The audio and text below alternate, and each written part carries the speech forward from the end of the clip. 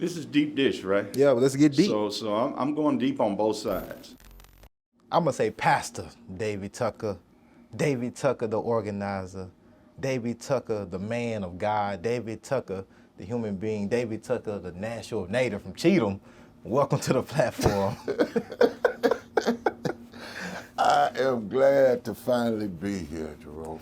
Glad. Yeah, I'm glad to finally have you here.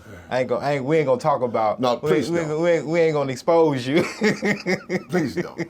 on the weight. Because I'm tender in that area.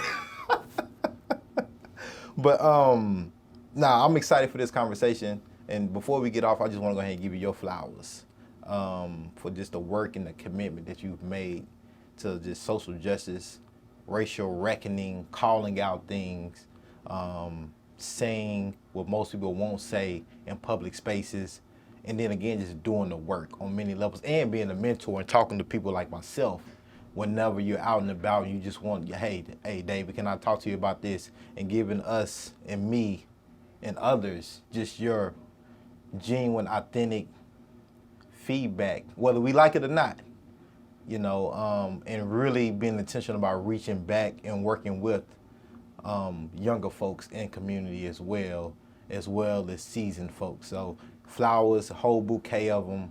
Thank you.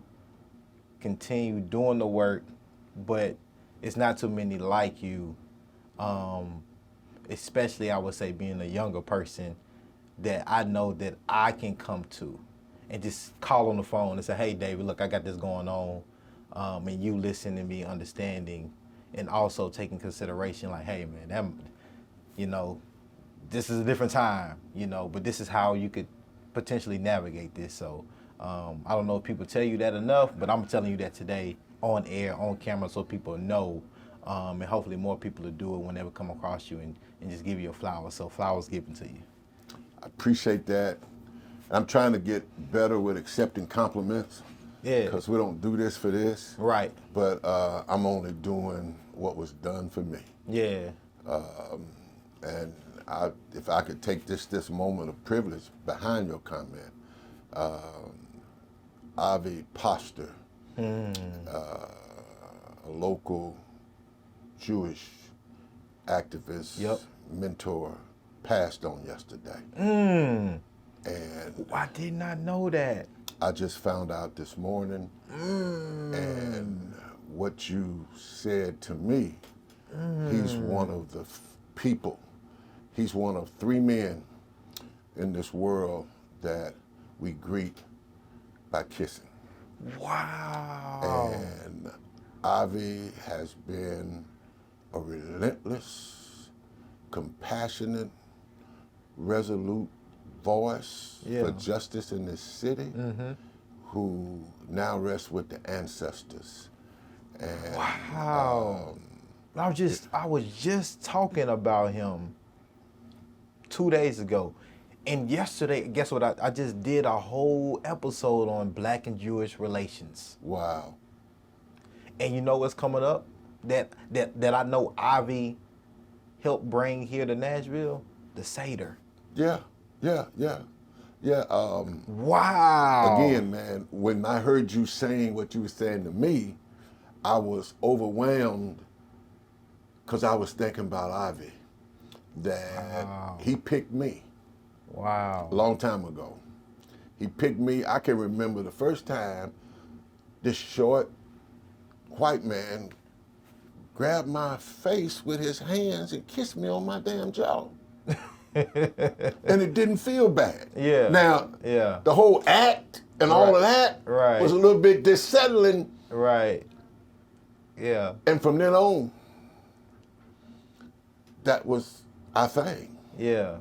And wow. He'd been sick a while. We thought he got out. And I got word. So my response to what you said to me is because of people like him, who've now gone to be with the elders. Yeah. People who still here like Tex Thomas. Yeah. And I gotta give a shout out for Deacon Richard Holder, who is a person who is near and dear to me Right. that has taught me in ways and folks don't even know his name. But them are the three men that our greeting and ending is with a kiss. Dang. Yeah, the community as a whole lost somebody special, but I know the Jewish community is really feeling that. And it just, that's so ironic, because literally I'm trying to figure out ways personally to learn, but also bridging that coalition again around Black and Jewish relations, because just of what has happened currently, but also understanding the allyship coalition in history between the two groups here in the United States, and to have Avi lost right when they're finna do the Seder next month. Man, it's rest in power, Avi. Dang. Ashe for sure.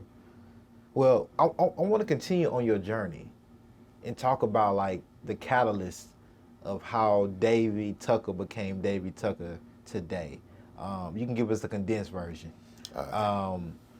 and what led you into the work that you're doing. I was raised, when I first had idea of my ontological understanding was as a kid living in Edge Hill. Okay. We moved from there to Cheatham. Okay. My mother raised 4 kids. I'm second in that line of 4 kids. And she worked hard for us with the idea that we were not poor, but we were broke. And she always had an adage that God's gonna make a way. Yeah. And that angered me, because from where I said God wasn't doing shit. Yeah. And it wasn't until I got older and started experiencing the world, because I was raised in a black bubble. Yeah.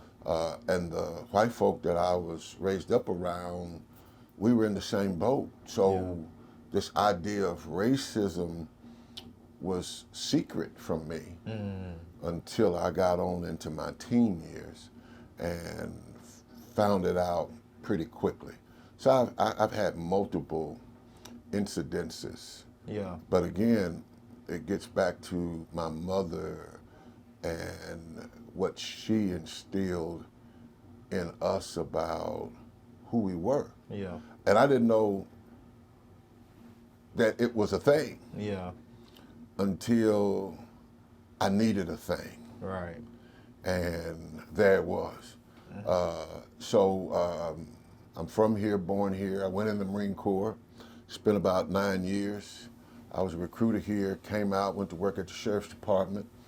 And it was my experience in the Marine Corps and then on into the Sheriff's Department that really made and laid bare to me this idea of inequity and the lack of justice. Right. And it was even in the Marine Corps, a sergeant major called me a boy. And that was supposed to be okay. Yeah. And that actually resulted in me, who had been meritoriously promoted all the way to E5 and had to wait for years to get E6. And me confronting him on calling me a boy took all of that away. Wow. And even coming here to a jail and went to work, because when you got out of the military back then, from where I was from, a job with benefits was a thing. Yeah. Even on the whole macking piece, on the pimping piece. Right. You know, if you had a job with benefits, I didn't want to be a policeman, didn't want to be a fireman, didn't want to work at the post office, didn't really want to work at the jail, but I ended up there. Okay. And the jail was under a federal court order for unconstitutional conditions. Okay. Under where the old where the new Justice Center is, Okay. it basically sits on the spot where the old one was. Okay, got it. Under James Robinson Parkway is a tunnel that runs the length from the middle of the courthouse to the middle of the Justice Center. At one time, there were 200 people being housed in that tunnel Wow. with no bathroom, no ventilation, no food, Inhumane conditions. totally inhumane, Wow. smelled horrible. This was in a day when smoking was used to calm people down. What years we talking? We're talking 86, 86, okay. 87, 88, Okay. and going to work in that condition, and everybody around me didn't have the horror I had Yeah. about this. And with that was the brutality that was coming from police as they arrested people and brought them to jail. All right. There was a process that had to happen where it was called a door of no return at that point. It's where the police department stopped and the sheriff's department started. Okay. And that's where every person who got picked up by the police was transferred. And the sheriff's department had to ask the question, are you sick or injured, or do you need to go to the hospital? Right. And what bad officers would do is they would threaten them. If you make me take you to the hospital, you're gonna pay for that. Yeah. To where sometimes you had to interpret individuals' eyes. Yeah. One night I had an individual obviously had been beat up. He's Right. still bleeding. And I'm asking him the question, and he's looking at me, and I know he's not gonna answer. Right. So I engaged the officer. And the officer talked crazy, and that ended up to become a physical altercation Wow. in the Criminal Justice Center between me and a police officer. And as time went on,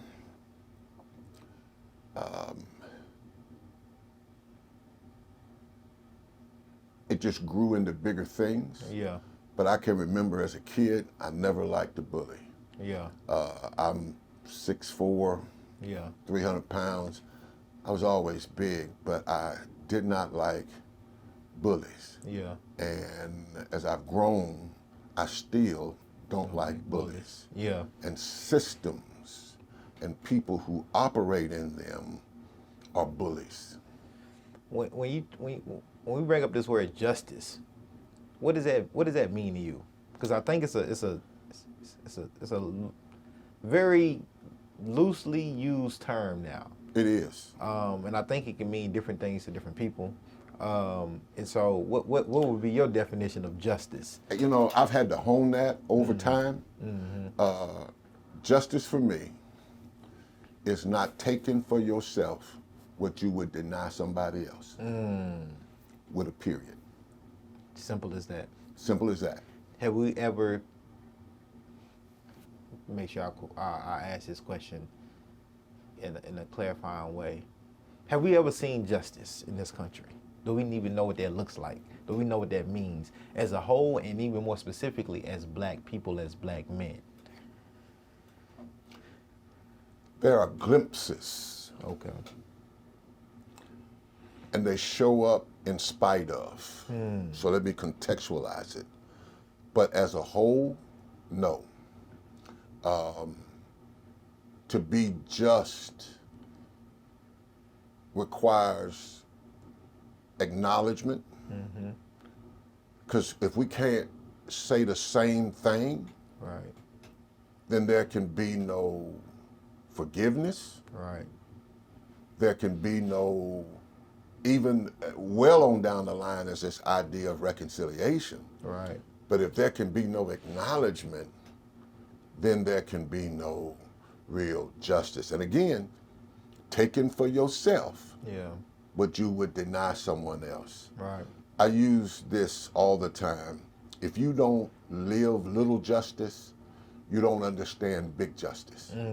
If you're not cautious around how you treat people, Right. just in little justice, Right. the common humanity that exists between us, Right. the respect of other persons, the acknowledgement of the privilege you may hold over the individual that you're confronting. Right. When you get down to the black man piece, no. But that's okay, Yeah. because we're the first man. Right. If you look at the Abrahamic religions, Right. we're the first man. The first man had to look like us. Right. And I think that that's what we have to offer the world. Right. I believe black men hold the redemption for the world. What does that mean? That means that we have the sauce, Yeah. just in the whole creative process. Yeah. We the first man. Yeah. So we have the ability, when we understand what it means to give ourselves to something bigger than us. Yeah. Now, I'm Baptist, but I was African first. Right. And in African spirituality, there's a saying that the sum total of a man is in his veneration of the elders and the preparation he makes for the yet unborn. And so, regardless of how I'm situated, Right. do I respect those who come before me? Right. And do I live in a way that's going to make it better for those who are not even here yet? Right. So to put it plainly right now, what the hell is going on in Nashville these days? Policing, politics, socially, economics, unhoused, education. Well, we're going to dig into all of this piece by piece, but just to get straight into it, what the hell is going on in our city that we're both from? We're both seeing it. You've seen it drastically change way longer than I have, just due to life experience, but seeing it even more drastically change, especially from an economic standpoint, and it benefiting others and not benefiting some, but also that equity piece. That tends to get lost, so people tend not to care about that. And then you have people that come here and don't understand the history, don't understand the historical negligence, neglect that has happened in so many of our communities. What's your thoughts, initial thoughts on that? I'm going to use a quote I heard from Ralph Schultz, who is the president of the Chamber of Commerce. He said this 3 years ago around a question about the prosperity that was going on in Nashville. And somewhere in his opining on that issue, he said that that there was poor penetration of the prosperity. And I've been harping that ever since. Poor penetration means that there's great prosperity, Right. but it has poor penetration, much like runoff when it rains so fast Right. that the ground can't soak it all up Right. because it's saturated. So it may not replenish the aquifer. Right. And so that's what I see here is poor penetration of these resources, and those who are allowed into the game are just getting drunk on their excess. Do we see real equity being created with all of this growth, or will it just be what it is? Again, And what is our social responsibility to combating that? Again, it gets back to if we can't agree on what to call a thing, Right. if white folk understand that when we say white supremacy, it's not you. you were born into it. Right. No, you did not own slaves, but you benefit from how this system has been set up. Right. And if we can't say the same thing on that, then we don't see the same nuances in that. Like when people say they want to make education the silver bullet. Right. We know in reality that I know individuals with college degrees Right. who can't get jobs, Right. or they get jobs that if they knew that that was what they was going to have to settle on, they might have went into pipe fitting because it pays more. Right. So we have to acknowledge and call this thing the same thing. Right. And we're not doing that. I use this as another example. When I bought my son his first car, it was a hoopty, a real Right. hoopty, paid $300. And this idea of checking the oil and the water was very, very serious. Right. So if you drive a car and it's ticking, Right. and you keep driving it, you keep driving it, now it's knocking. Right. You keep driving it, and then suddenly the engine locks up. The cost of repair is greater because of your neglect. Right. And that's where we are. Right. We've been historically neglected. So now you just want to change the oil, Right. but it needs a new engine. Right.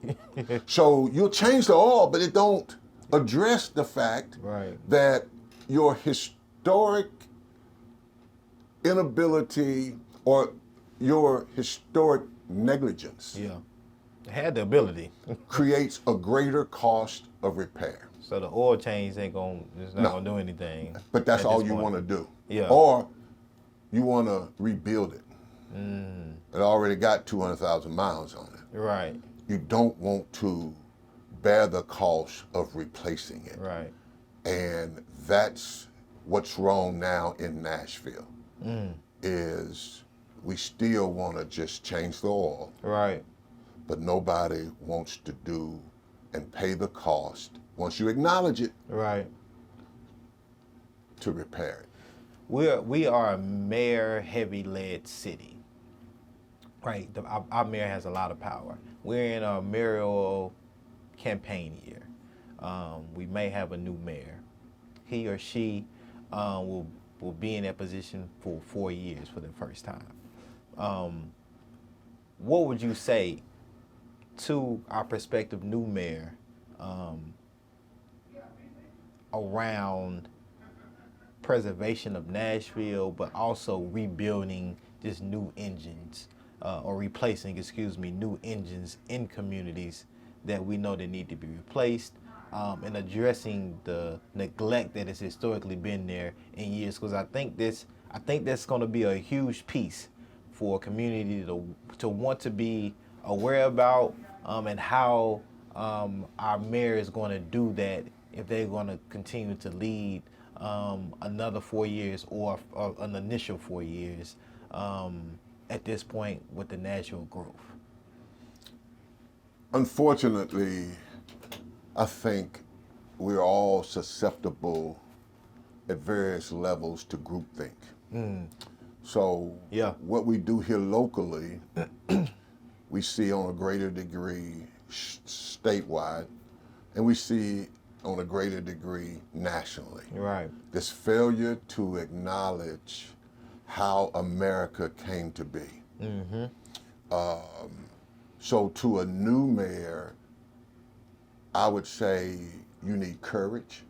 More than anything else, you're gonna need courage, because it's hard to do the right thing when there is pressure for you to do the same thing.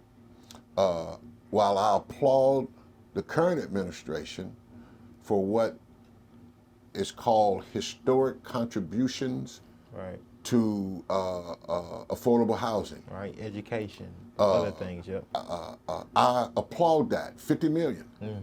But the reality is it needed 500 million to be able to repair. Right. what has been allowed to already happen. Right. Most housing advocates in the city would tell you the horn started blowing 15 years ago when the people at the lowest social economic level started the wholesale taking of their property. Yeah. Nobody did nothing. Right.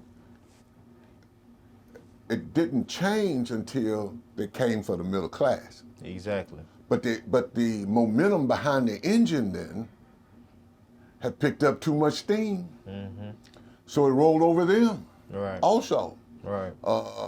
So suddenly bastions of black middle class life, Right. like out West Hamilton and places like that, Yeah. that had long been looked over by everybody else. But we were able to have a 2,000 square foot house, Right. own an acre lot, Right. have a barbecue, Right. raise our families, and then our kids come and ultimately leave those houses to our children. Right. Now they became desirable. And this troubles folk who don't want to listen, Yeah. but it's interesting that the valuation of a piece of property changes just because a white person moves in next door. Yeah. There is nothing materially has happened. There's not been a remodeling because what happens, and it is becoming less noticeable, but it doesn't mean that it's still not there, is that when white people move in, they bring the weight of the government with them. So suddenly the alley that's been gravel for 40 years gets paved. Right. And now there's street lights in there. Right. The group that sat on the corner and been on the corner, Right. that we happen to know them all because they grew up before they took their seat on the corner, Right. who were no threat to us, Right. but now they're uncomfortable to somebody else, they disappear. Yeah. Where they go? Now, I was raised in Cheatham, and so Salem Town, You right? I knew something had changed 10, 12 years ago. Went home, told my wife, coming up out of Cheatham, crossing over Rosa Parks, and there is a young white woman walking a lap dog with headphones on, Yep. walking down past where the bistro was. Yep. And anybody from here knew that if you want to pick up some weed, right on that corner there was where that would happen. Right. Yeah. Something happened. Something happened. So I don't think you can put the genie back in the bottle. Some places have been irreparably damaged. All right. When you look at, and several photographers have captured the lack of symmetry when you have a tall and skinny Yeah. beside a regular 1,100 square foot house. But think about this. Depending on what block you live on, and whether it's on the east or the west side, that building took the sun away from you and your house. Yep. That the sun, for half of the day, no longer shines on your house. Right. And I say that in a systemic way Yeah. of, that means that when it does snow, the snow between me and that house is the last to melt. Right. Snow gone everywhere else, Right. but down the side of my house. Right. Or if you're trying to grow something. If I'm trying, that it will no longer grow on that side of my house. From a community standpoint, this is a two-part question. Those that have been here and those that are in this work, or even might want to get involved in this work, how do we combat these things? What can we do? And secondly, those that are moving here, going into these communities and not knowing the history, not understanding what damage that they're doing as gentrifiers. What role can they play in becoming allies and using those resources that they bring in with them to be, community-oriented gentrifiers? Okay, I would not burden them with that. Okay. I would back up a step and say that the stewards of our city, Okay. those in policy seats, made decisions that created the space for those to come in from out of town. Okay. So I think it's unfair to put some requirement upon a person who came and bought a piece of property, Right. not being from there, and now suddenly I come responsible for whatever was wrong before I got here. Right. The city Okay. had a duty and a responsibility that it failed in. Right. Because if you look at it, one of my great examples about Nashville is, you ever driven through the small area of Berry Hill? Yeah. You see how those old little 900 square foot houses are still over there like that? Yeah. They got their own police and everything over there. You can't run in there and do that. Yep. There are other places in Nashville that you can't run in and do that. Right. But there are places, those that have been redlined before, Right. those that have been denied access to capital before, those areas that the city collective, the city power structure did not value. Right. They were allowed to be pillaged, Interstate driven through. all of that, Yeah. all of that. Yeah. And again, that's our fault.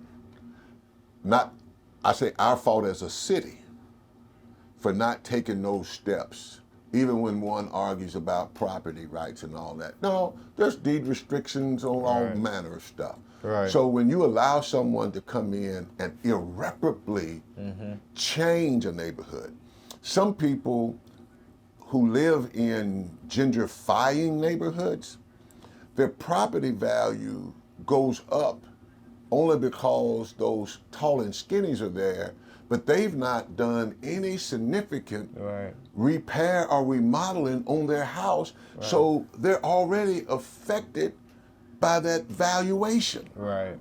That's not right. Exactly. That's not right. Exactly. I mean, because 10 years ago, they had been victims of predatory lending, Right. but that house wasn't worth no more than 75. Now somebody will give you 200 just to bulldoze it over. Right. Right. And now I'm paying taxes on 200, Right. but it's still that $75,000 house. Right. And my income hasn't went up At all. significantly or at all. Yeah. In those 10 years. Yeah. And Yeah. that is a travesty. And again, I have a saying, everything legal ain't right. I want to touch on this other aspect of who you are in with faith and also social justice. As a younger person, I wasn't here with civil rights and when we seen where black churches were the mecca for a lot of those things, especially here in the South, right? I haven't seen that in that type of way in my lifetime. And there's always conversation and what is the church doing for our communities, especially black communities, right? Are they pacifying issues and stopping people from wanting to fight back, wanting to be radical? Should they be doing more? Being a pastor, but also being in social work, but being very outspoken. not your typical pastor, I would say, from what I've seen, on speaking on social justice issue, racial issues. what are your thoughts on what you've seen in your lens from some of your other constituents in that space of faith and social justice, speaking on it or not speaking on it? That's a whole lot. So you probably have to cut me off on this. Unpack that a little bit for us. Okay, you cut me off when you say okay. I've said too much. If you check the history of black church history from historians, many black churches now are victims of revisionist history. Okay. At its peak, historians say it was only 25% of the black church that was actively involved in the social justice movement. Okay. So there's never been a majority of the black church. And that's several reasons. Some out of just fear of survival, right, but others out of a perversion of the faith. Historically, somewhere in there, Jesus became white, right, with smooth shoulders, blue eyes, and always holding a baby lamb yeah, with a non-masculine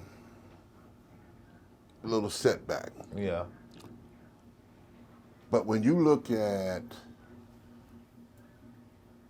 Jesus of Nazareth, who turned the tables over in the temple, who had the ability to understand the consequence of being a disruptor to the status quo, that we say it and it's been nuanced. We say, Jesus died for my sins, but Jesus died because of our sin. And there was a collusion of religion and government. yeah, And again, this is not anti-Semitic.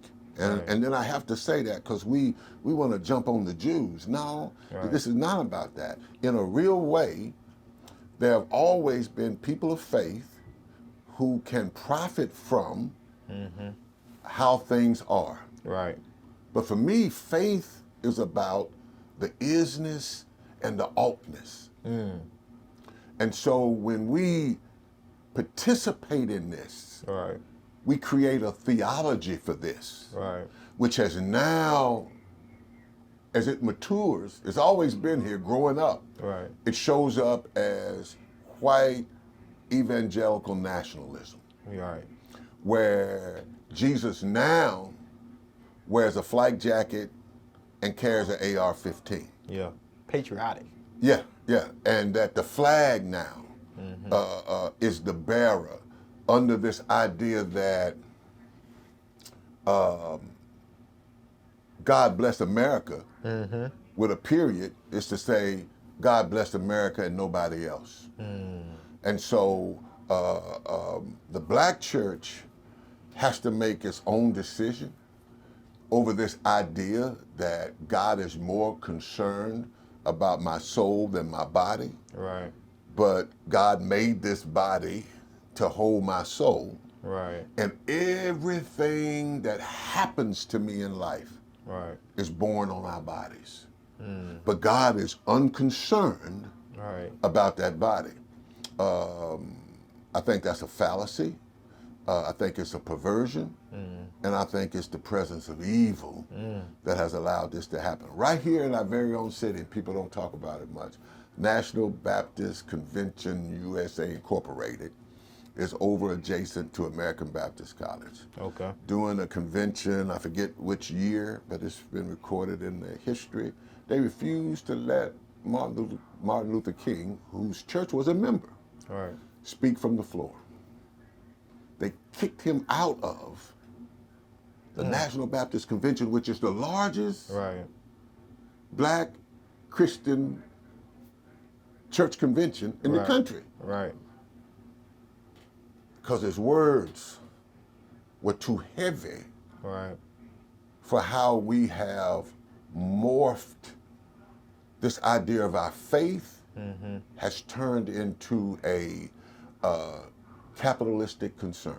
And until we understand that if whatever you desire Right. is no bigger than you, don't pull the divine in on that. Let's talk about that capitalism and social justice. Commercializing of social justice, profiting off of social justice. We talked a little bit about this off camera, but I was like, I don't believe in the broke organizer, because I understand organizers are people. They need housing, they need food, they have families, they have husbands and wives, partners, they have kids. So I believe they should be well funded to be able to do the work that they do. However, there are some people out there, some of them are corporations, some of them are individuals, who just use the moment, the spotlight, to make a dollar, hundreds of thousands of dollars or hundreds of millions of dollars. What advice, I would say that, what advice would you give, or words would you give, or thoughts would you give around somebody who wants to do this work, right? But also doesn't want to financially struggle their entire tenure in doing the work. And how the organizations as well make it about community and keep it grounded in community, but also understand, like, we need funds to do the work that we do, but don't want to be wrapped up and get caught up in capitalism, which is very easy to do in the United States, because that is the system that is currently driving everything, and which causes division, which causes to have that dog eat dog, let me get mine. If I get the money, it'll solve all my problems, whether it's racially, whether it's a gender, sexuality problem, whatever it may be. If I can get the green, then I could be accepted probably, and that can take on a new identity for me. Go get a real job and don't do this. I think they're incompatible. It's a paradox. Yeah. It's an oxymoron. Yeah. And just because you put it together, Yeah. don't mean it needs to be together. Right. Oil and vinegar as a salad dressing has to be shaken up. And it doesn't stay together long. Right. It will never work. And I say that because new organizers and advocates think they have an answer, and they think that the 400 years that it has taken to concretize this system Yeah. can be tore down in the 3 years after they just showed up. And so they get frustrated. Right. They end up compromising themselves. So I say, if you're going to do this, because see, once you see this, you can't unsee this. Right. But then you got to live in love too. Right. So find a way that you're going to keep your lights on. And then but you got to live in love. Right. That's really what gives the value to Right. it. You got to raise a family. You need to be able to have a good time. You need to be able to unplug from this. Right. Get you a way that you never have to compromise yourself. If I can quote Tex Thomas here, he says, everybody knows what your propensity is, Yeah. and they're going to offer you that. Yeah. And once you take whatever that is, They got you. they take your most important thing, and that's your voice. Yep. And then we want to justify, well, I got to live, but you're doing it all wrong. Right. Do what you got to do to make it. And if you don't have time right now, Right. you ain't got time right now. That brings up this question right here on why, especially black folks, but just any marginalized people, disenfranchised people, especially black folks, we be on these jobs. We have these employers that do us wrong. Microaggressions, overtly, covertly, and we stay silent because of the finances. I got this $40,000 job, $50,000, maybe $60,000, even $70,000. And they're gonna see how much they can push you. How much is that paycheck really work to you. Hey, I need you to, cut your dreads a little bit, Hey, your beard is, kind of scruffy because you know, your hair, could you do something with that? Your clothes, well, how you talking? Those little subtle things to really see if you're going to push back or not. And many black folks don't because of those financial, I won't even say financial, comfortability, I would say. Well, I'll push you a little bit. Push me. We've already said that this is a jacked up system. Yeah. That we were born into.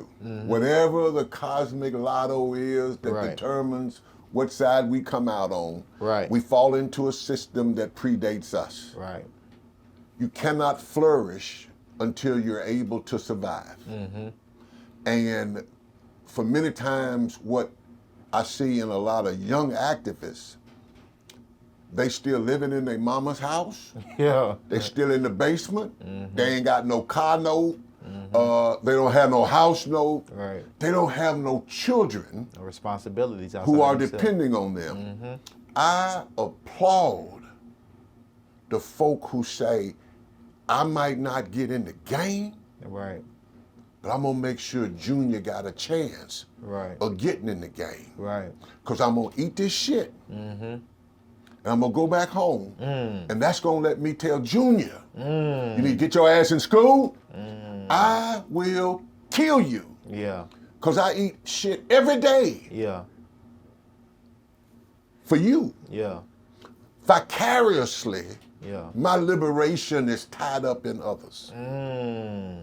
So I don't fault them. Everybody has to make the decision. Right. Again, I was told by another individual, because I was hard on them, Yeah. who come up short when somebody need to say something. Said, Tuck, if liberation ever comes, true liberation, you got to bring them niggas with you too. Yeah. Yeah. Which is gonna be hard. Which is. But liberation ain't happen. Right. Liberation ain't happen. Yeah. But if liberation happened, You got to bring them with you. that is a burden that I still resent to this day. Yeah. So now you have others that don't risk because they don't want to risk. Yeah. And because they're not going to risk. Right. But you have some who are just trying to survive Yeah. because they know Yeah. that this is a long Yeah. struggle. And I believe too, like King, Yeah. that the moral arc of the universe does bend toward, but we got to have folk that put Right. sustained Right. pressure. Yeah. If you look at South and Central America's fight with colonialism and Catholicism, that's where we get the word guerrilla from. Yep. We know that the cumbersomeness of a big system Yeah. is like David and Goliath.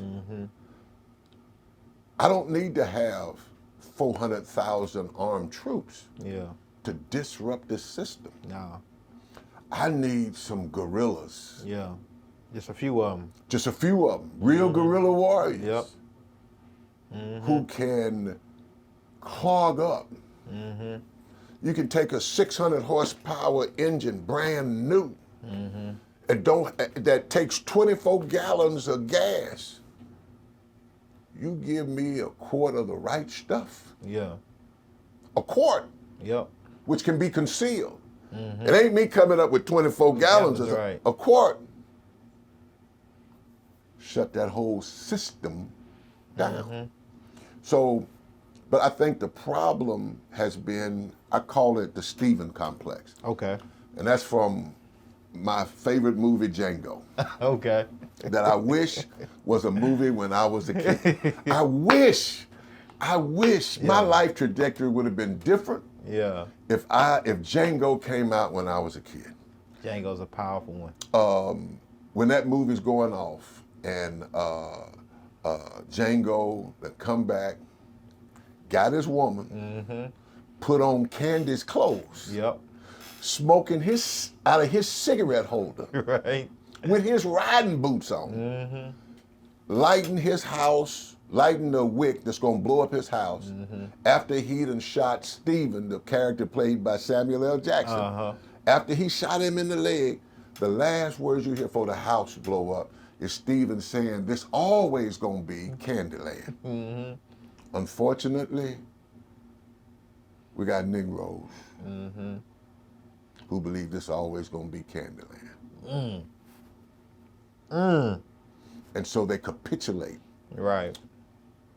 I come out of the generation, not solidly, it was primarily the generation before mine, but I caught the end of that assimilation generation. That I gotta give up my blackness. I gotta give up. I gotta conform to be able to fit in. And so, but even them, they trying to live. Yeah. They trying to survive. And that conformity is gonna, in my personal experience, that pressure of conformity has come from people that look like me. Yeah, but see, now we're at a place where we know that that's untenable. But if you follow through history, there were always those in each generation that was reminding us of that. While you had the early Du Bois, you also had the Marcus Garveys. You also had even the Davie Graces. Who were the alternative voice. Because that's what we're asking for is a alternative reality. It's not this one. Because if you just talk to, and that's why, and I know I'm jumping here, but one thing that a lot of the younger organizers are students of history. If they were students of history, gotta read. they would come to understand that this system does not work with everybody on the top. Right. Just a basic study of the theories of economics, the supply and demand, and those type principles says everybody can get rich. Exactly. Everybody won't get rich, or this system cannot support itself. There's a weird, sick algorithm that says that it takes so many poor people to support a rich person. But we've bought into this idea that everybody can get theirs. It's not set up that way. There is a finiteness of this economy. And there are those whose only job is for this system to prevail. Like right now, with the manipulation of interest rates, with globalization and physical policy, it is to allow this system to continue. And I don't care how you twist it. You can go to church and they'll tell you, you can name it and claim it. You can call it and haul it. You can, if you can believe it, you can be it. All that other shit that is not true. And will not happen. How is it individuals who claim to have come up on whatever it is, why is it that they hold in conferences that me and you gotta pay to come to with the promise of coming up? Now the only thing gonna happen is you're gonna pay your registration fee. Now whether you come up or not, it ain't gonna be determined. It ain't gonna be determined in that conference. But my justice, again, not taken for yourself, which you would deny somebody else. So those of us who seek to get rich in this work are already hell-bent on not sharing what they are accomplishing now. So it turns into this sick system to where we become co-opted Right. into the system. Right. Ministry for me, for the church, is akin to burning the candle on both ends. Okay. Yeah, you feed children, Right. but when that's all you do, you support a bad system. Right. Just as you're feeding children because they need to be fed, you equally need to be exerting power and influence to find out why the hell the kids are hungry anyway. Right. Right. How Can we prevent them from being hungry? Right. I mean, yeah, I'm going to feed them because Yeah. they're children and they need to eat and everybody needs to eat and that has their survival. Right. But it ought to be as critically important and for that congregation that feeds kids Yeah. to be out there trying to find out why a kid's hungry. Right. Because again, that's what got Jesus killed, if you really want to do that. Even when you look at the prophets, Yeah. even out of Judaism, that requirement of how you treat your brother says how you treat your brother is the bedrock of the claim to your own righteousness. But see, we can be righteous today and don't even speak to my brother. Right. Right. So, Right. you know, we even got songs, Jesus and Me. You cannot be okay with the divine and be jacked up with the divine's children. But we've created a way where I don't have to be. Right. And so, again, the training of ministers, Yeah. unfortunately, a great part of the black church is non-connectional, which means that there are no training requirements to be a preacher. Right. You just show up one day in church Right. and say, something got a hold of me. Yeah. And then somebody say, it's the Holy Ghost. Yeah. And you go up and, who's the Lord? Right. Lord, call me to preach. Now that is somebody who don't want to go to school, has a certain level of charisma, Yeah. and suddenly church becomes about them. Right. Think about how we have morphed this idea of living righteously in the world to totally focusing on what I do at the church. And I'm only there 2 hours a week. You know, I think some of that is too, though, is I think we go out in the world and our value is so low. It can be low. But when we come to this church on Sunday, I'm somebody. I have this title. People come to seek some type of information from me. People want me to pray for them. And I think when you oppress people as well, I think that's what carries a lot of that into our church environment for many people. And I say that to say, living abroad, I seen it. When I go into these smaller communities, right? I'm the only American. I'm the only black person. People want me. People feel like I can offer them something that they can't offer themselves, right? When I did Peace Corps, this was a big struggle for people coming back home. They're this person in this micro community. When they come back to the United States, they just a number. It's so global. Everybody's got what you got now, right? Everybody can do what you do. And I think it's similar like that for some of us when we go into our church grounds and we just hold on to that, because once we leave on Sunday after 1 or 2 o'clock and go to our job on Monday, we ain't shit. But see, again, the black church and that history of the black church that keeps me attached to it. There's this mystery that happens that I can't fabricate it. I don't make it. For me, I remember it as a kid at King Solomon Missionary Baptist Church on 10th Avenue, the pastor Morgan Bath. Used to have radio show Time Now for a Sick Call. As a kid, my mom used to get us, we had to go. And I can remember specifically, we were running on a day that it had been raining. And we had ironed the clothes, and we lived in Cheatham, right there behind on 9th Avenue. Okay. And we went over to church. And so we're standing in the lobby, the area they call the vestibule. Okay. And the church started a long me to him. And I don't know if you know what a long meter hymn is. It's the black way we take a European church song and slow it down 10, 15 times.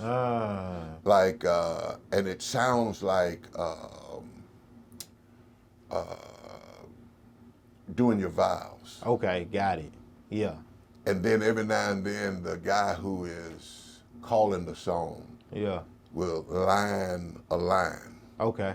You know, guide me, oh great Jehovah. Right. Then the church would, Guide me. Yeah. But the mysticism in that for me was everybody knew the song and I didn't know it. Standing there as a 10, 11-year-old in the vestibule. Yeah. Everybody's singing a song I don't know. Yeah. And it ain't in the songbook. Yeah. So how did they? Everybody on key, and then all of a sudden a deacon rises up above it, bread of heaven, feed me till I want no more. Yeah. And that's mystical to me. Yeah. So when black folk came to church, they were reinforced by God that you are somebody. That the only real power in the world is personal agency. And it's that breath that God put in you. Yeah. You always had the ability to exercise choice. Yeah. And that is the part that has been perverted. And I offer you 2 examples of that. When you look at church bombings in the South, these were often ragtag buildings. Many of them, most of them had no electricity, no PA. But why would you burn that building? You've been kicking these people's ass, raping them, jailing them all week. Right. Trying to whip them, beat them, rape them into submission. But when them niggas get in that church, they come back out of there. Right. Ready to deal with me next week. Yeah. Yeah. In spite of. In spite of. Yeah. What is that? Yeah. See, and I'm not too quick to try to define that. Yeah. I don't think you can. I don't think you can. But that's not what we have now in the predominance of the black church. To me, the mere presence of the black church is a statement of resistance. The mere presence of now, black church ain't just a church that got black people. Right. We see that in Memphis right now. Right. Yeah. The policing system killed them. Yeah. And we all put off. Right. We all put off because it's black officers. No, that's still the system. What killed them was the policing philosophy that they got from the Memphis Police Department. That is perpetuated and trained every officer the same And the same thing happens when we go to certain colleges and institutions to be taught how to be preachers and pastors. And I'm glad I'm a product of American Baptist College, the College of C.T. Vivian, Bernard Lafayette, John Lewis. Right. Because again, I found my voice, my true voice. Now, my pushback on the system, all that been going on. Right. But it wasn't until I with the ABC. This thing called a calling. Yeah. That I was still trying to work out, that I landed on the campus of ABC. Polished it. Honed it. Found it. Found it. I've been polishing it and honing it. Yeah. Church let me practice every week. But it's in these streets. Yeah. It's amongst God's folk. Yeah. That when I say God will, come out and live that shit. It's experiential. I can't claim it. I can't call it. Right. I can't make it show up. Yeah. But I know that many of the things that people would like to give me credit for, I can't take it. That's that mysticism. When you talk about the connection, a lot of it is that unity, right? Do we have unity right now in Nashville? amongst organizations, organizers trying to combat systemic white supremacy? Is there unity? Is there unity between the young and the old? Again, I give you your flowers on intentionally, you personally working with folks, reaching back. But I don't know if that's the standard, you know, from both ends, from young people and older people in this work. I answered a question a long time ago that most people don't want to deal with. What is enough? Okay. It's been enough. Because if you don't understand what is enough for you as it relates to what you desire, Yeah. you never have nothing to give. Yeah. Once you decide what's enough, then you open up to be able to live in a way that's bigger than you. I've been blessed, I have, but I also been broke. And I'm not rich now. Yeah. By no means. But I am so rich in relationships, Yeah. in things bigger than me. Yeah. And that's what the church forgets. Well, I could go on forever, but we individualize what's always been communal. Yeah. Nature is a guide to us that we don't pay attention to. There is a interconnectivity in nature. Things are inextricably linked in nature. Right. That we want to jump over all of that. I mean, even in my own Christian understanding, how is it? Everybody know John 3:16, right? You probably know it. What is it? Yeah. John 3:16, for those who love the For God I ain't saying in years. I'm going off a straight muscle memory. What is it? Get started. For God so loved the world that He gave His only forgotten Son, that whosoever believeth in Him should not perish and live everlasting life. And I ain't said that in. Whew. How is that? Well, let me take you back through that same one. It ain't changed. It's always been there. For God so loved the world, not you, Right. Yeah. that He gave His only begotten Son, that whosoever, not you, Believed in Him. but we say that and present that as a personal thing. That ain't personal. Yeah. God declared God's love for the world, Yeah. not you. Yeah. Yeah. So if you get saved and I don't get saved, God doesn't get what God desires. Right. But I get mine. And that's what capitalism do. I got mine. And then we add these little words, but that's your anointing. That's your gifting. What God has for you is for you. But the irony of that is, folk could get in church and shout and the whole church go in because Miss Sarah Sue just got a $250,000 house. Won't he do it? Yes, He will. Won't he do it? Yes, He But will. then we all know individuals who live antithetical to anything being greater than them, and they live in a $2 million house. Right. What's up with God on these little skimpy ass houses and shit? Or won't he do it? Which creates an unrealistic promise. Yeah. I've been here long enough. My mother got hit by an ambulance. And she ultimately died from it. I prayed. She still died. Yeah. You can't tell me I didn't pray hard enough. Right. Because that is, God joins us in life, but I believe God has equipped us to change life. Right. So now when we pray, if you're not careful, we ask God to do all the stuff that we supposed to be doing. Yeah. God, remember them boys in jail.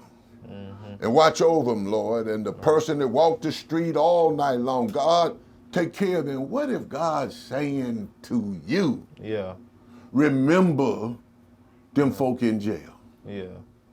Remember that person that walked the street all last night. Yeah.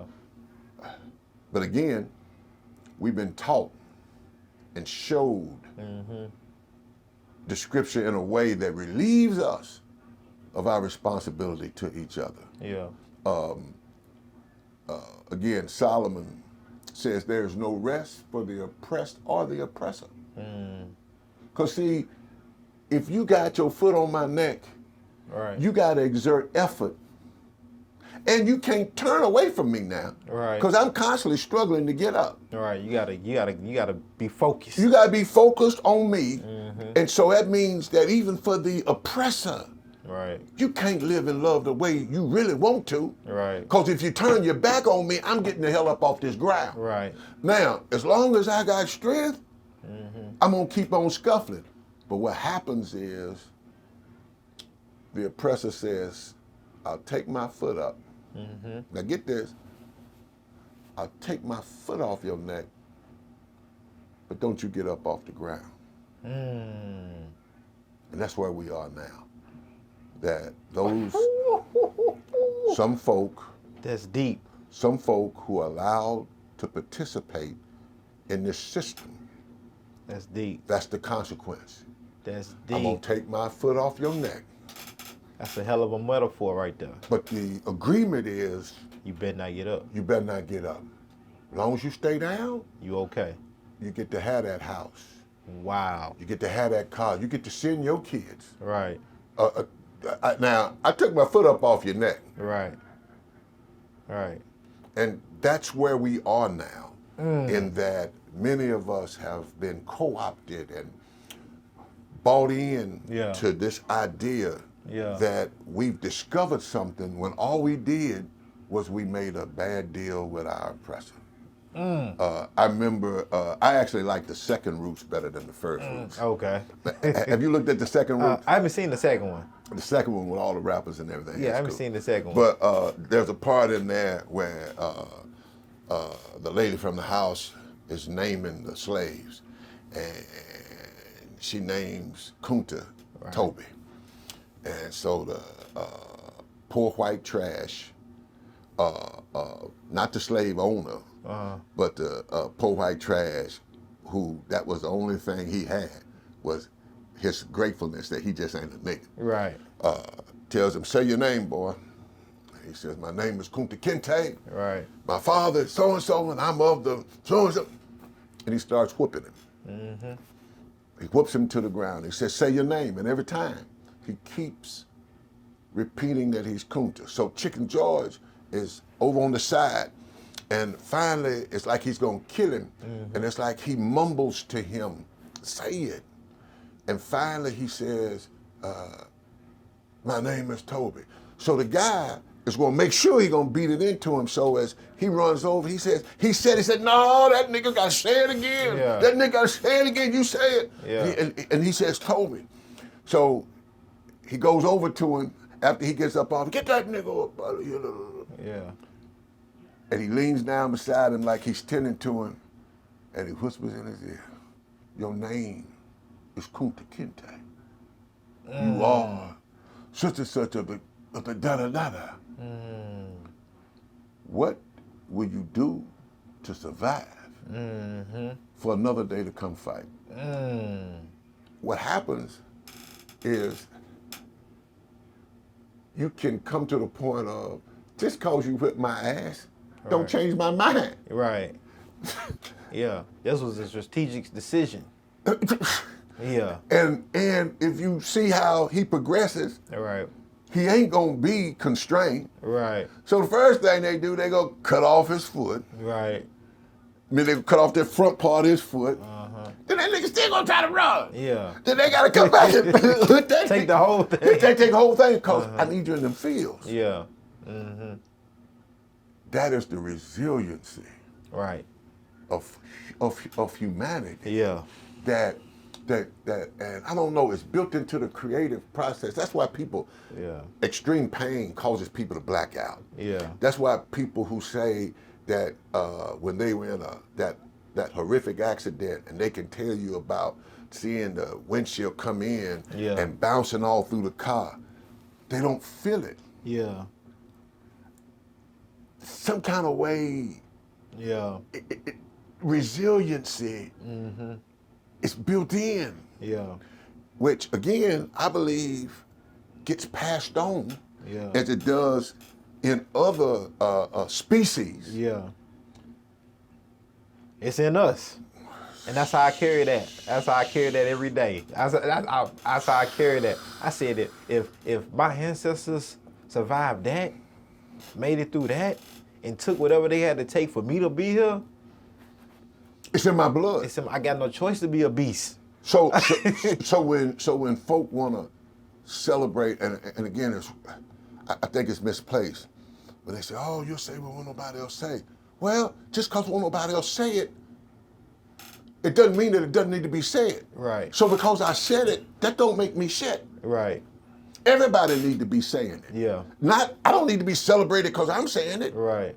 That doesn't mean anything. Right. If anything, I want to open up the door so more people can say it. Can say it. Because that resiliency, it's in my blood. And you know, that's how it usually happens too, right? One person kneels, somebody else kneels, then, okay, the whole world kneels. Now it's okay. Now India showed us that when they ran Britain out. When they finally refused to go back to the salt mines. And they line up one morning and they ain't going. British soldiers order them back in there. They're lined up across deep. They start taking them M1s. Yeah. And they were killing them and stabbing them. Yeah, that's what come with that. And that line right there gave up themselves for everybody else in the line. Yep. Britain said, "God damn, we ain't gonna have nobody. We got to kill all of them. We ain't gonna have nobody To work these fields, mines." And India has been punished in globalization ever since then. Like Haiti. Haiti, the only place where Negroes said, "Not right here. Right, not today. I Not won't anymore. have shit Right. if I won't have freedom." And you see how Yep. globalization, which is still white dominated, you see the weird bedfellows of Putin and Trump. And these people, they attach to the same thing. Yeah. And so they punish them. Yeah. The whole continent of Africa Yeah. has been punished in that they get exploited. Yep.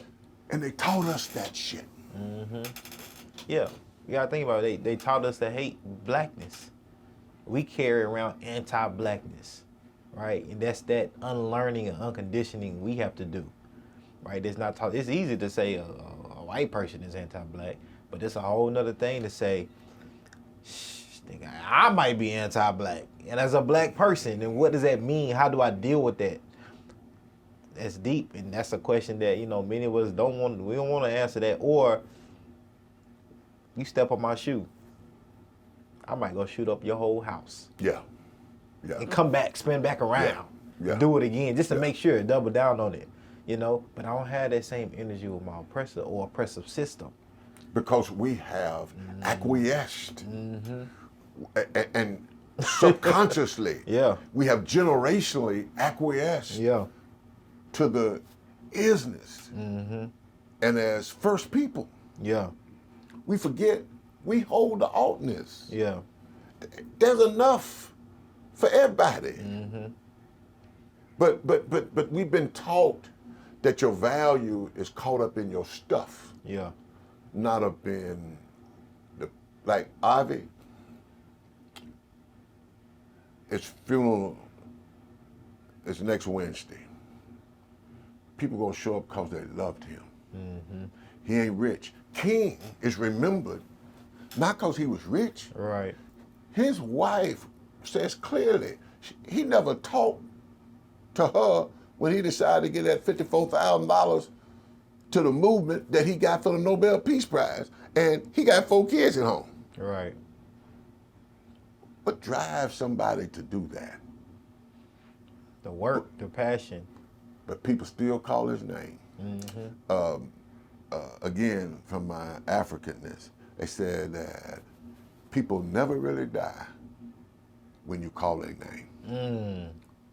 Because when you call their name, anybody connected by blood has their essence anyway. Right. You part of that person. You're part of that. And then I believe, just as it is in Christendom, just as it is in Judaism, that there are these witnesses. Yeah. That there are those who are cheering me on. Right. So that when I call their name, they Right. never die. That's why, I mean, look at, take the Vanderbilts and the Rothschilds, all these names that amassed huge stockpiles. Right. If it wasn't for the buildings that bear their name. But here we are, even before King Day. Yeah. You don't let folk like King get away. Right. Because their impact is beyond this system. Right. And Yeah. so the black church, even now, after or even what the pandemic is, we want to go back to what we was doing. Right. Trying to get people to come on back to church Yeah. and tying your relationship to God with you being in church. Right. And that's not so. It's how you live with your fellow man. Jesus made it real plain and simple. Love the Lord your God with all your heart, soul, and mind. And the second one is just like it. Love your neighbor Right. as yourself. That was too simple for every damn Yeah. body. Because see, I can't have past appreciation. Right. I can't get the prophet's blessing. I can't be a millionaire. Right. Right. I can't be a millionaire. I can't do my thing. Yeah. Nah. Not if I want to, treat my neighbor like I treat myself. Nah. It's one more big topic I want to hit on, and then I'm gonna have you close us out, like Sunday service. We just had the officers in Memphis, around policemen, kill a young man. We ain't even seen the footage yet. And I don't even know personally if I don't even want to watch the footage. But it had to be horrific for them to, before anything is even released, to fire those officers immediately and then charge them with first-degree murder. That's before we even seen anything. Usually, we have to see it and then it has to be an uproar for those type of actions to happen.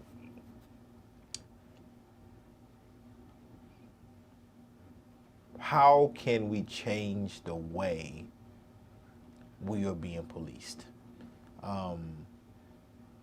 I don't know if police is ever getting abolished anytime soon, the current system of policing, but clearly it needs to be some type of alternative way of how police are policing in communities, specifically black and brown communities, but nationwide.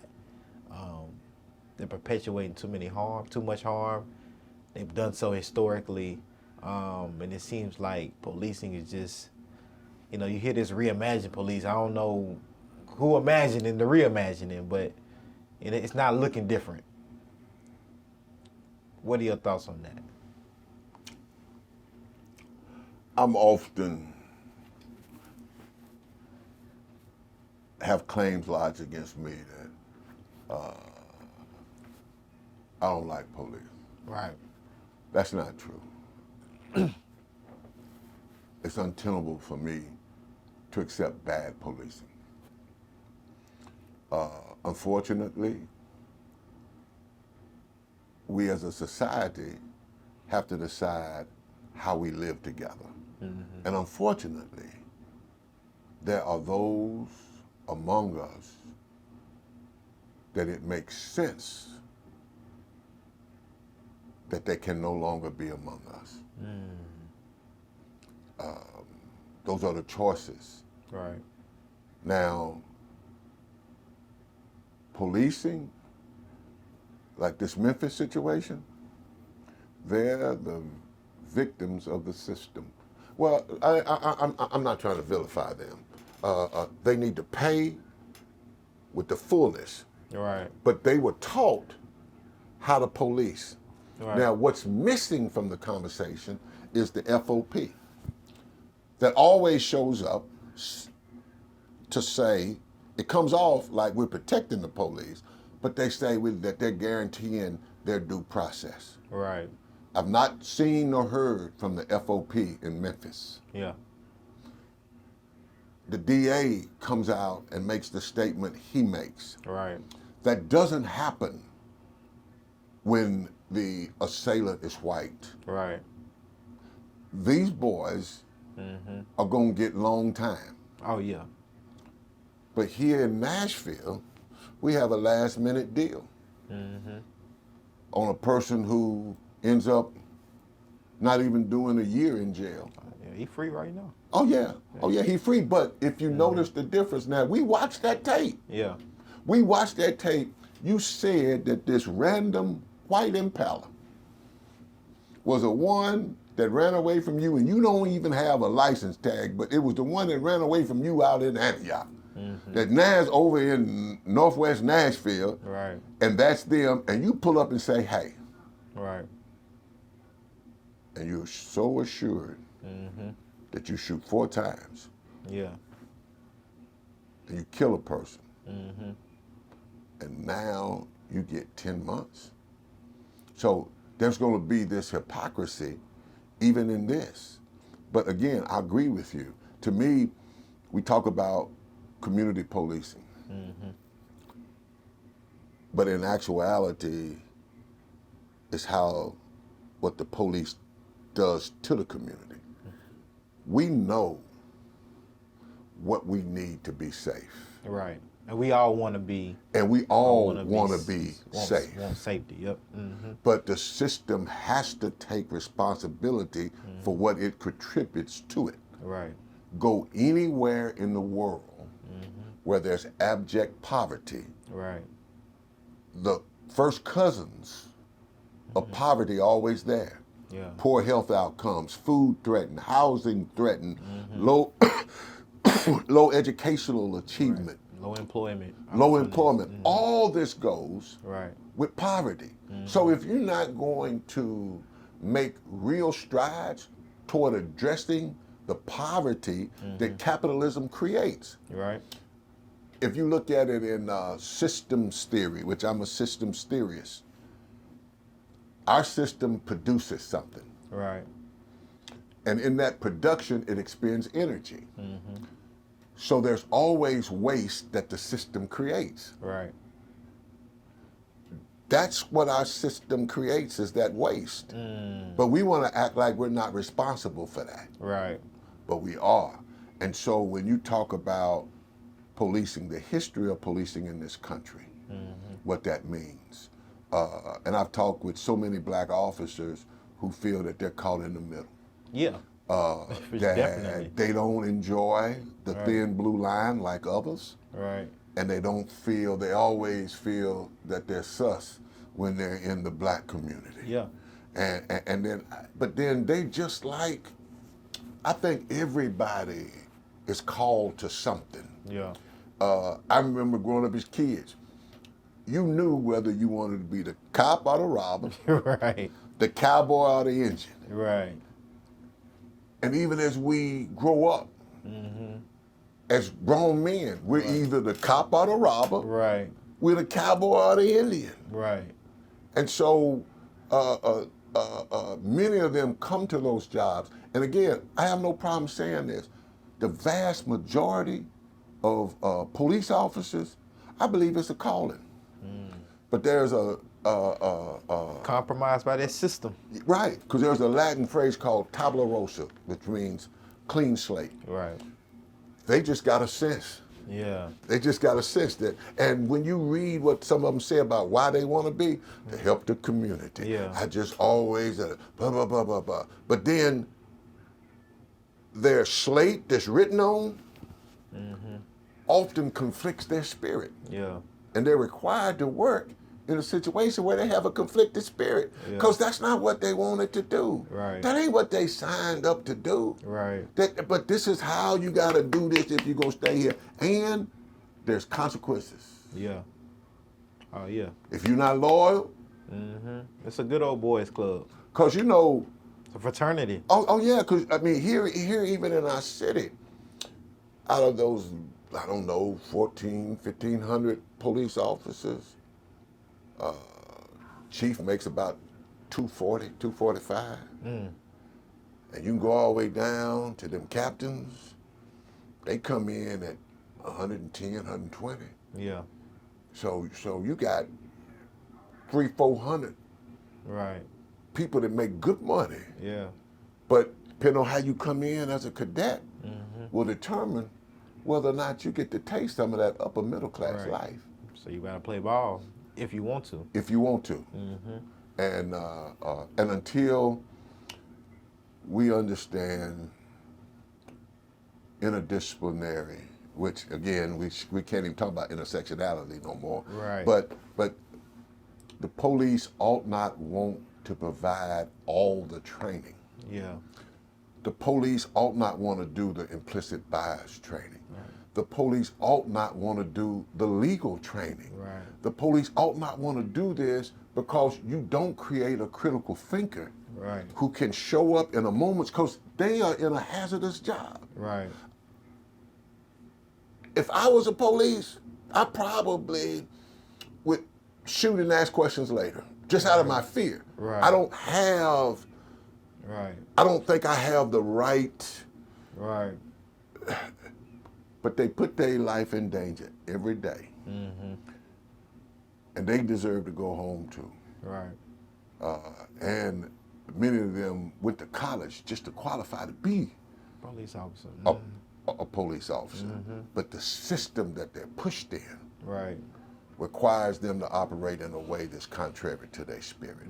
So I believe the community has to keep demanding, Right. has to keep showing up, Right. and has to keep telling them this is what we want. Right. This is what we want you to do for us. Like one of the things now that I don't even understand it, and they spend 60, 65 hours here in Nashville teaching them about wreck and wreck investigations and all that. They don't even go out to wrecks no more, No. which means it could have been your fault, but you would never get a ticket now. Right. So now I got to fight with my insurance, and they gonna say, well, we can't tell who it was. Yeah, you gotta go through the hub or whatever they got now that you gotta do online. Yeah. Somebody break in my house and steal everything, whatever, they may not come out. Right. They say, here's a number. Yep. And so they do more responding to crime Then preventing. than they do preventing. Yeah, for sure. And so, Yeah. so, For sure. so again, we have to keep demanding what it is that we want as it relates to our public safety, our communal safety. Right. And we just can't take no for an answer.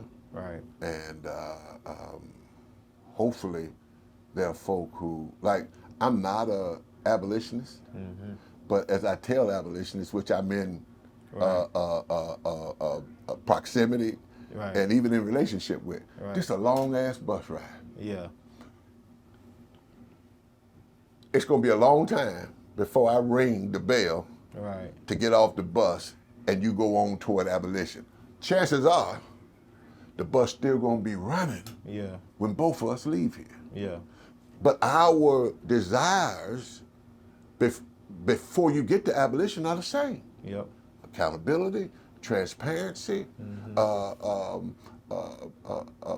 trust. Yep.